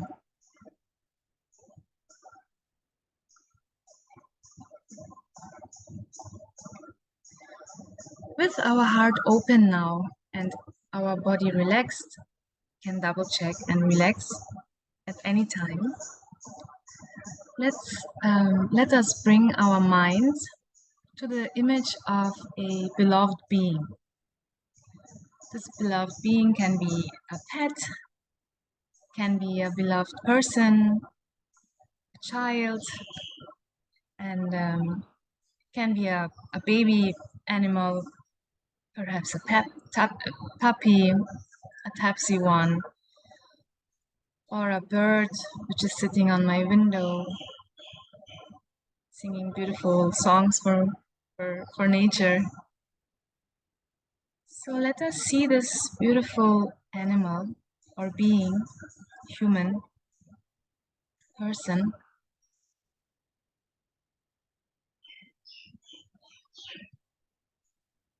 And if we have this picture, let's feel the almost instinctual warmth and care and perhaps the wish to protect that beautiful being and gift of nature. And let us allow these feelings to embrace us. So seeing this beautiful being comes along with a realization that actually every being has one deep wish, which is the wish to be happy and free of suffering.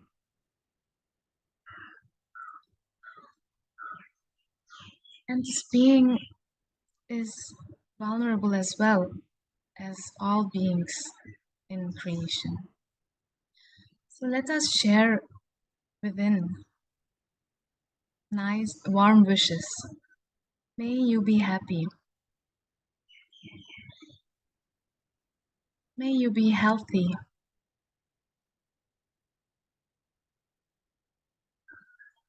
May you be safe.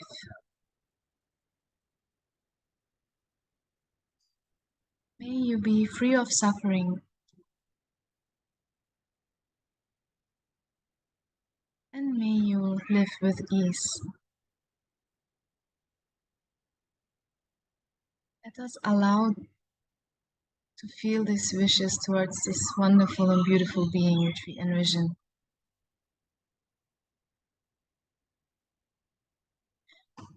Now transition gently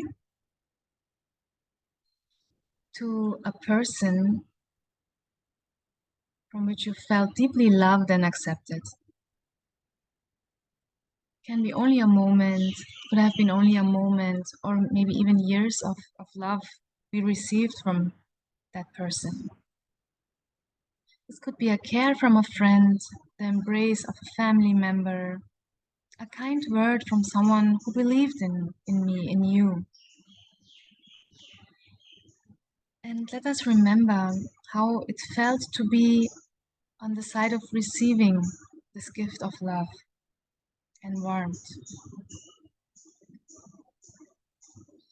And let us imagine this wonderful person, or maybe perhaps many,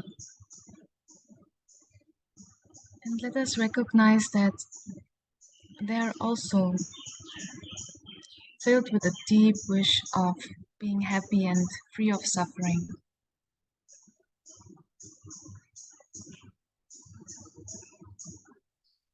We can wish, may you be happy.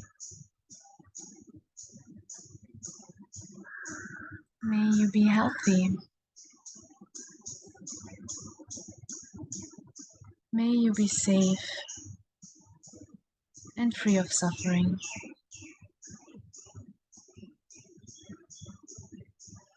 Take a deep breath and breathe out.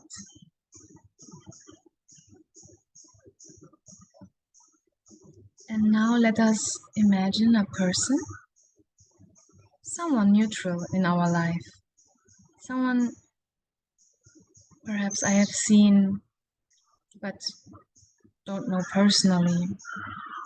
Maybe the person who delivers you the mail, someone you pass on your walk, or the cashier you see regularly.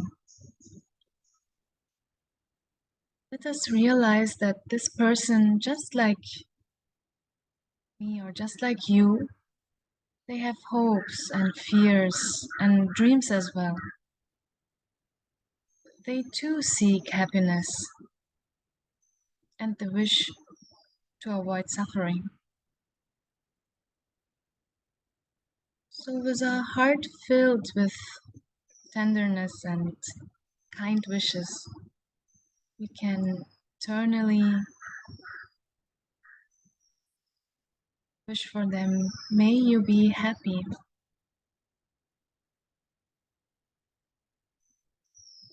May you be safe. May you live with ease.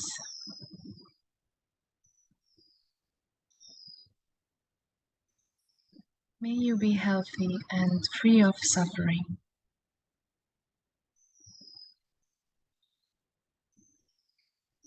Let's take a deep breath and breathe out. And we are coming now to the last part of this meditation. Finally, let's bring our mind to someone I had a difficult experience. Slightly difficult, nothing intense, maybe an argument or different opinions, something which is not so strong, but still I remember the irritation. Let us imagine them in front of us.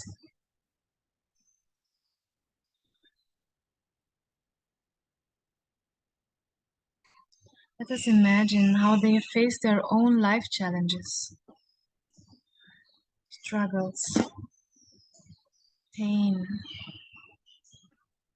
and suffering. Despite everything, they too seek happiness and wish to be free from suffering.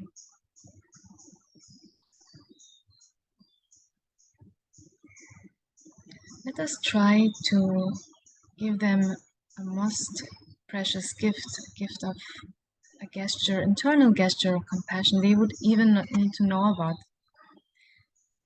this gift. And we can offer them sincere wishes as much as possible.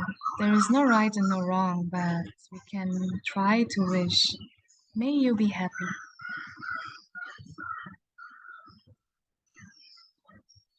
May you be safe.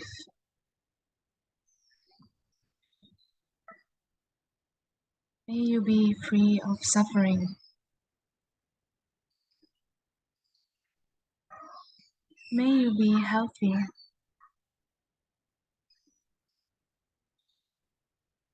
May you be happy.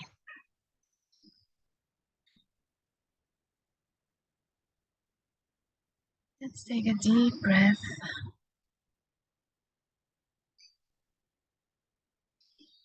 And breathe out, counting till 5.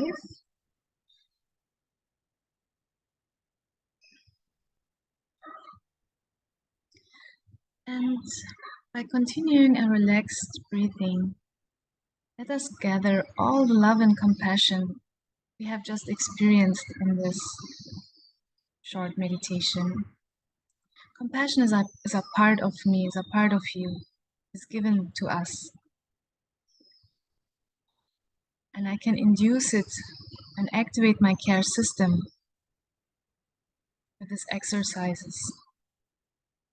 Can help myself to heal from within using the power of compassion and kindness.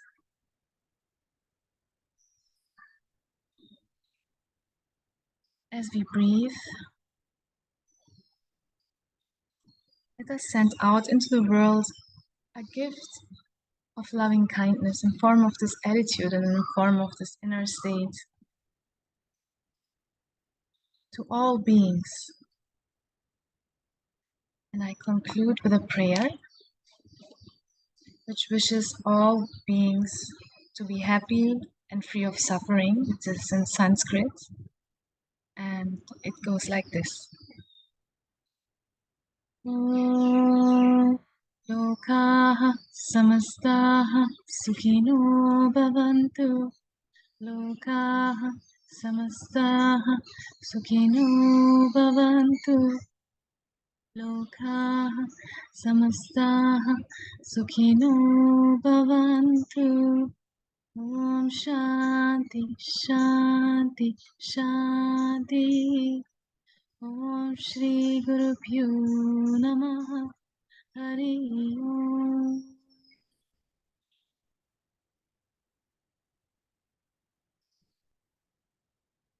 Thank you, everyone.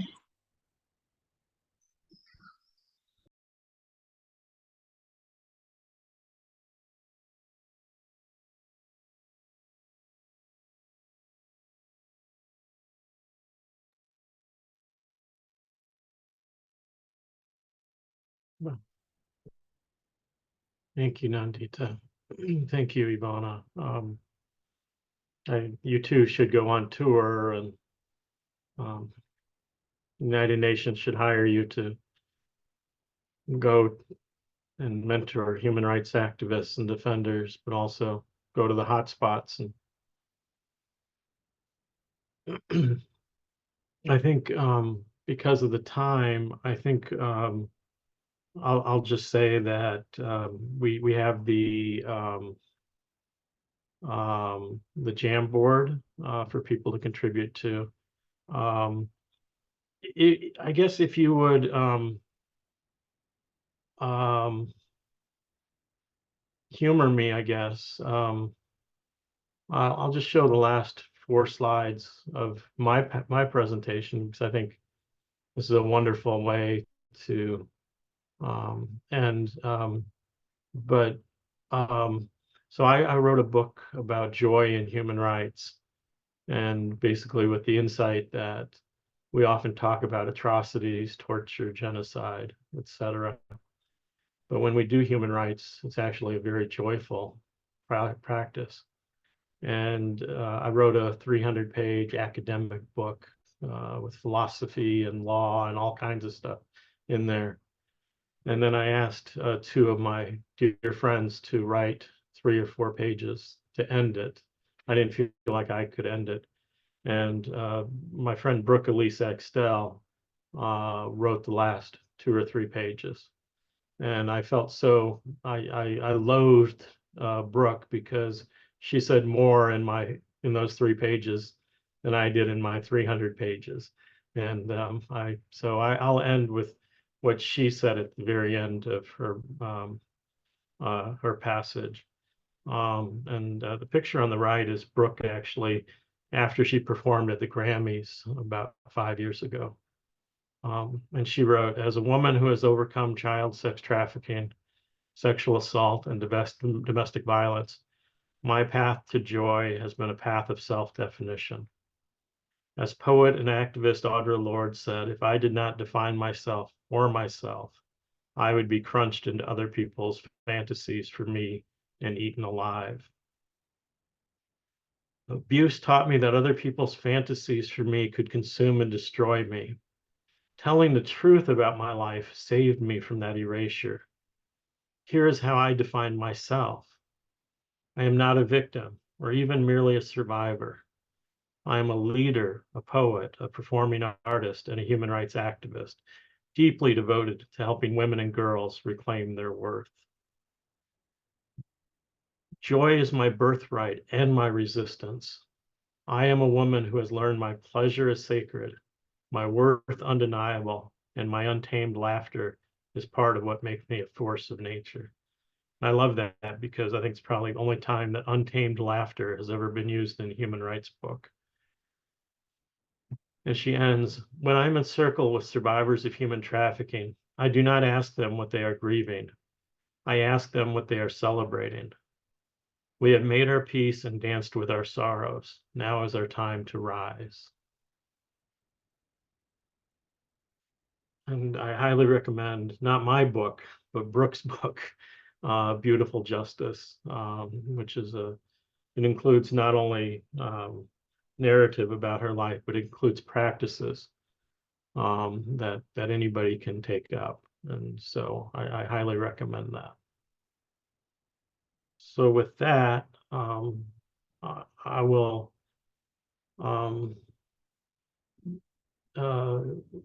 Nandita, do you want to do a closing prayer? Or you kind of did one already. I don't know.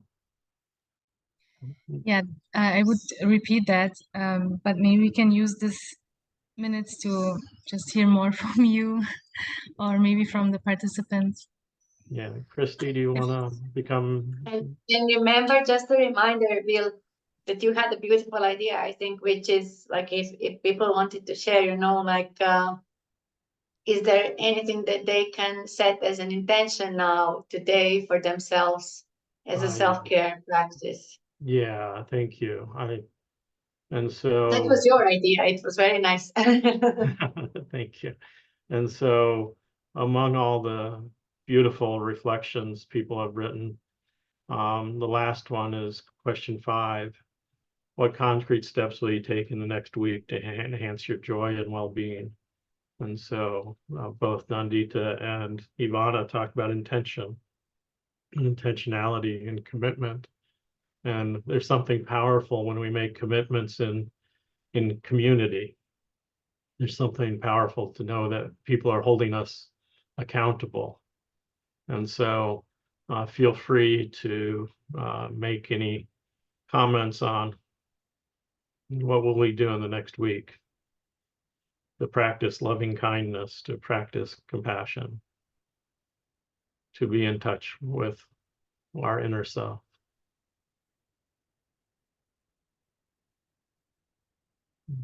Christy?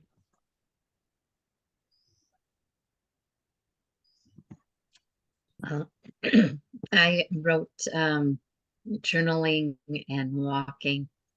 I just want to be grateful to the gifts that you've shared with us here.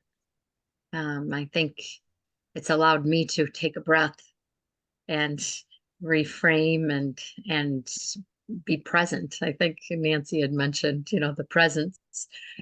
So I just am so very grateful to have been in this community and to have learned from all of you. Thank you very much. Now, did you want Bill to hand this around this community, or am I completing it? Ivana is saying yes. To hand it? Bring the talking stick. Give the talking stick to somebody. Just call somebody and give the talking stick. The virtual talking stick. We need a talking stick emoji, don't we? Okay, well, I will send this beautifully to my soul sister, Nancy Flowers. If she is, it might be there. See, that's the hard part, is some people may just be in a piece. So I don't know. Is there anyone who has not spoken? Nancy. Oh, there's Nancy. Okay. Oh, you need to unmute, Nancy. Sorry. Oh, I've got to slow down and just take a little more time to do everything. Just slow down. I do everything fast because I'm always looking to get it done. And as I said earlier, I focus on the goal and not the process. So I think slowing down would be very nice. Justine, I'm passing to you.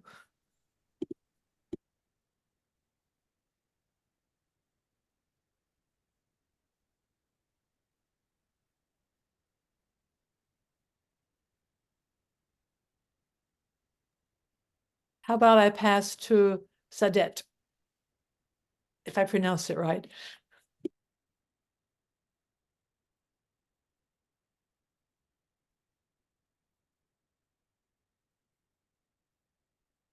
One more try. Maureen. Hi. This was so lovely. Thank you so much. I really appreciated all of the wisdom and the practices that we were exposed to today. I'm going to do the breath of fire and chanting. Those were the things that I'm really feeling called to. So thank you.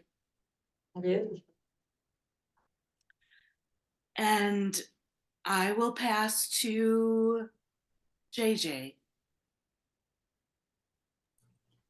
Hi. I really reflected on the discussion board where, especially when it was for the resources that we can explore, I really think that one resource I really like to explore that connects to the topic that we were discussing today are TED Talks, because I find that TED Talks have so many different topics with so many different speakers, and you can explore different things of your interest too.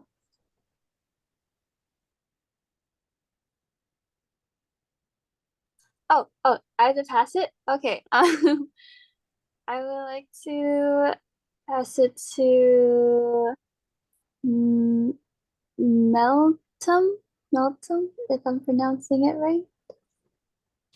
Yeah, thank you so much, JJ. I just I want to thank also Bill, also Ivana, of course, and everyone here. But Bill, what you said with or recited, that joy is our birthright. That is really beautiful, and yeah, that is a big takeaway. Thank you for sharing this.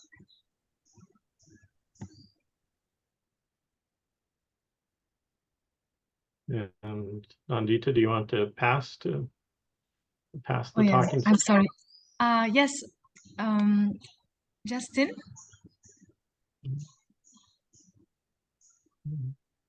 Justine, are you there? Might not be. I'm not sure if she's here, but I want to thank her because she has been doing a lot of outreach and making this possible as a part of our internship program. She's been working really hard, and I'll just maybe make a quick mention of we have on March 16th. Sorry, can we maybe just finish this Finish? circle? Okay, yes. Sorry. I think so. Then Ivana, I think you and Bill are. So thank you. Meltem, you send the stick. Okay, then Nancy. Oh, No, it's only me and Bill. Oh, sorry. Okay, then yeah, I continue with Bill because okay. I related to his joy and Yeah, and thank you. Well, I've taken so much away, and I will practice loving kindness meditation this week, and I think that's so important for human rights practitioners, not only to practice self-love and self-kindness is so important, but also the people who we may be neutral to, or people who we might have negative attitudes towards, that they are going through their own journeys. As many people have said, hurt people hurt people. So, people are, you know, and I think we work with a lot of people who need to, we need to understand that when we work with them. So I'll turn it over to Ivana. Yeah, I just also want to express gratitude, and I'm sorry, Bill, we took your time. I actually wanted to hear you as well. So I really like the imagination piece, which Brooks is talking about, which is really like the power of imagination to move things forward. And Sherry Mitchell said the worst thing is to go unimagined. So yeah, constantly reimagining the new world and bringing it into being, dreaming this world into being. And I did already this morning my Kundalini, and I really feel better when I do Kundalini every day. And I'm committing to doing 11 days without break of a Kriya. Yeah. And Justine showed up. So I am sending the talking stick, the virtual talking stick, to Justine.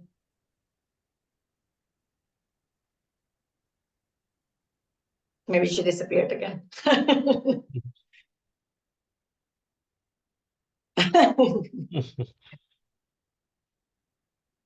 The microphone doesn't work. And Justine's intention will be to buy a new mic this week. And Nandita, I loved the sound effects. I think that's just beautiful that we got to hear the temple sounds and the birds, and that's beautiful. Yeah. That was beautiful. So thank you. thank you. Christine. Well, I just really want to thank the three of you again for bringing us together. This was so enriching. And I know, Bill, you're not 100% feeling 100%. So thank you for being here. I hope you get some sleep. And I think I just hope that we'll all stay in community and spirit. So thank you very, very much.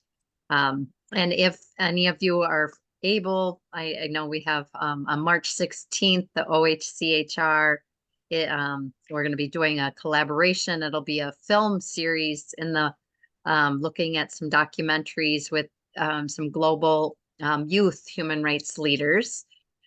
So that'll be at 11 a.m. You can bring your coffee. That's Eastern Standard Time on March 16th. And then March 25th, we will have voting rights, looking at voting rights and oppression as a part of our Training as Action series. So thank you all so very much. Sleep well, and or if it's early morning, enjoy your day. Okay. Goodbye, Thanks. everyone. Take care. Thank you. Bye. Thank you. And Justine says that she loved Dr. Melton's presentation, how she talked about the difference between compassion and empathy and self-forgiveness, which Justine is trying to focus on. Oh, perfect. Thanks again, Justine. Take care.